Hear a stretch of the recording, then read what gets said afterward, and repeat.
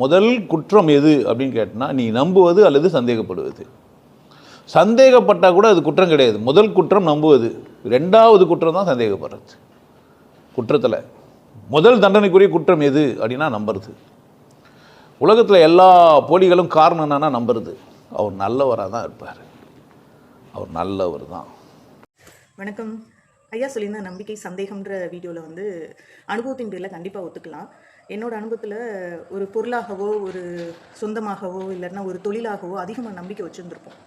நம்பிக்கை வச்சோடனே அதுதான் நிரந்தரம்னு சொல்லி நம்பிக்கை வைக்கும்போது அது மொத்தமாக பொசுங்கி போயிருக்கும், இடமே தெரியாமல் போயிருக்கும். அதுக்கப்புறம் திரும்ப கடவுளே பிளான் பண்ணி அதை விட பக்காவாக நம்மளுக்கு கொடுக்கும்போது அதை சந்தேகப்பட்டுப்பட்டே நம்ம அதை வந்து அனுபவிக்க முடியாமல் போயிடுவோம். ஸோ நம்பிக்கை வைக்கும்போது நொறுங்கினதுக்கப்புறம் அது அழகாக கிடைக்கும் போது அதை ஏற்றுக்க முடியாமல் சந்தேகப்பட்டு அனுபவிக்க முடியாமல் போயிடும் பார்த்தீங்களா. ஸோ அது சரியானதான், குற்றம் தான். அதீத நம்பிக்கை, அது கிடைச்சதுக்கப்புறம் நினைக்கிற சந்தேகம், அதிக சந்தேகம், இது ரெண்டுமே வந்து வாழ்க்கையில் வந்து குற்றம்ன்றதையும் நான் அனுபவத்தில் உணர்ந்த உண்மை.